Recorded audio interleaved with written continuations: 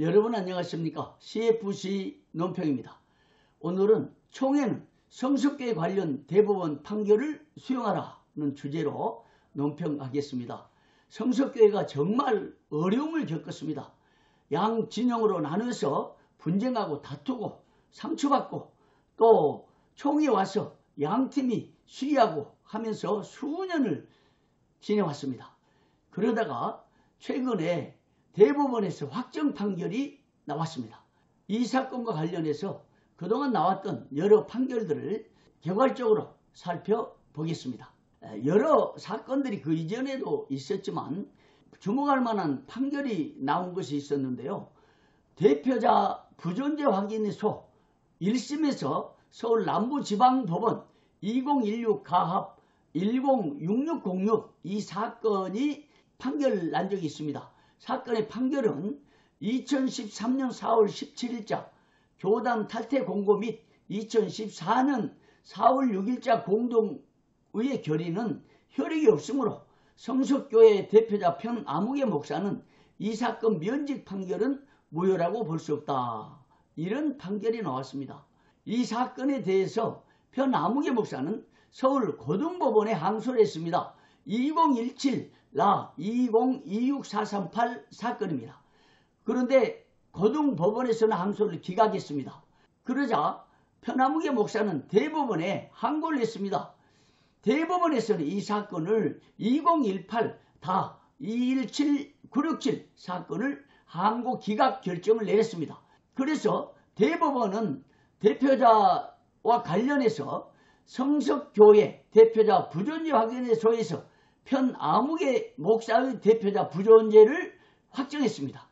더 이상 목사가 아니고 또 성석교회 대표자가 아니라는 것이었죠. 이 정도 대법원에서 판결이 났으면 사건이 종결해야 되는데 여기에서부터 계속 정치적으로 이 사건을 다루기 시작했습니다.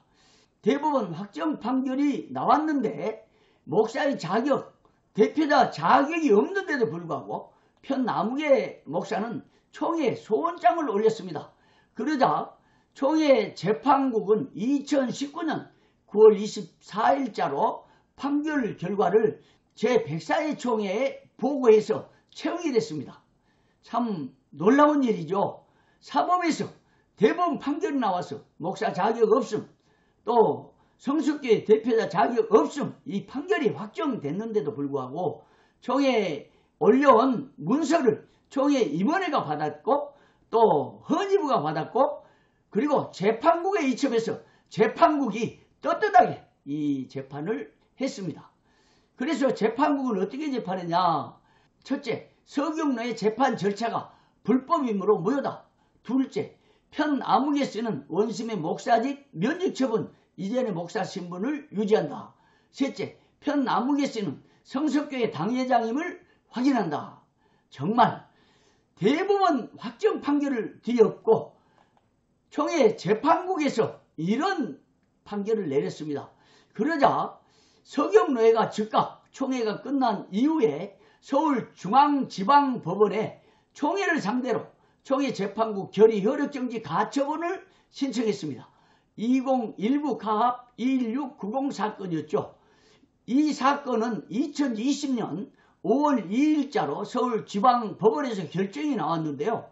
본안 판결 확정 시까지 2019년 9월 24일 총회 대표자 김종준이 한 총회 재판국 판결의 효력을 정지한다. 역시 대법원 판결에 이미 확정된 사안이었기 때문에 총회 재판국이 이것저것 재판했지만 서울중앙지방법원에서는 가처분해서 총회 재판국 판결의 효력을 정지한다 결정을 내렸습니다. 그러자 이 사건은 다시 본안으로 들어갔습니다. 그래서 1심에서 2021년 5월 6일자로 서울중앙지방법원 2019 가합 578213 사건인데요. 판결이 나왔는데 총회 대표 김종준이 2019년 9월 24일자로 한 총회 재판국 판결을 무효임을 확인한다. 이런 판결을 내렸죠. 그러자 총회는 고등법원에 항소를 했습니다. 2021나 2018-212 사건이었죠. 고등법원이 이 사건에서 총회 대표자 백왕식의 항소를 기각한다. 이런 판결을 내렸습니다. 이제 김종준 총회장 시대를 지나서 백왕식 총회장 시대를 맞았는데 이 사건의 대표자가 이어져 가지고 김종준에서 백왕식으로 바뀐 거죠. 그리고 고등법원에서 항소 기각 판결이 나왔는데 총회는 다시 대법원에 항고를 냈습니다. 2022-21748 사건이죠. 이 사건에서 대법원은 총회 대표자 백왕식의 상고를 기각한다라고 판결해서 최종 확정 판결이 나왔습니다. 최종 확정 판결은 2019년 9월 24일 제104회 총회에서 서경로의 재판 절차가 불법함으로 무효다. 편재영 씨는 원심의 목사직 면직 처분 이전의 목사 신분을 유지한다. 편재영 씨는 성석교회 당회장임을 확인한다라고 한 총회 재판국 판결은 무효임을 확인한다. 이렇게 대법원에서 확정 판결을 내린 것입니다. 그런데 여러분 이걸 잘 들으셔야 됩니다. 이 사건에 연루된 총회 정치권 인사들 수없이 많습니다. 그런데 이 사건을 총회 재판국에서 판결했는데 이 사건이 정말 불법 엉터리 판결했다는 것입니다. 이미 교회법 신문에서 5가지 명확한 불법을 지적한 바 있습니다만 앞으로 교회법 신문에서 이 사건 전체를 평석해서 보도하겠습니다. 그런데 문제는 이 사건을 맡아 재판한 10명의 재판국원이 불법 재판에 서명해서 총회의 수치를 당하게 만들고 또 수많은 에너지를 소모하게 만들고 총회의 법 질서를 무너뜨렸습니다.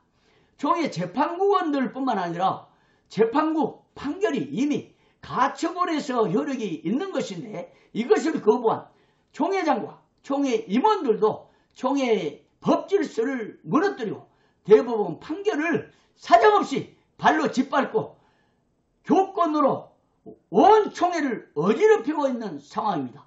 그리고 불법 재판을 한 10명의 인사들에 대해서는 당연히 총회적인 제재를 가하고 또 응당 이 불법 사건에 대해서 재판비용 부담 그리고 정치활동 제재 등의 강력한 대책을 세워서 총회 법 질서를 세워야 되지 않겠습니까? 이런 불법 재판에 서명한 인사들이 총회 요직에 앉아가지고 총회 활동하고 이런 가운데 있으니 총회가 무너지고 총회가 세상으로부터 질타를 받고 또 성석교회 관련해서 얼마나 피눈물을 흘리겠습니까? 이번 10명 서명한 인사들 총회 정치권에서 퇴장해야 됩니다.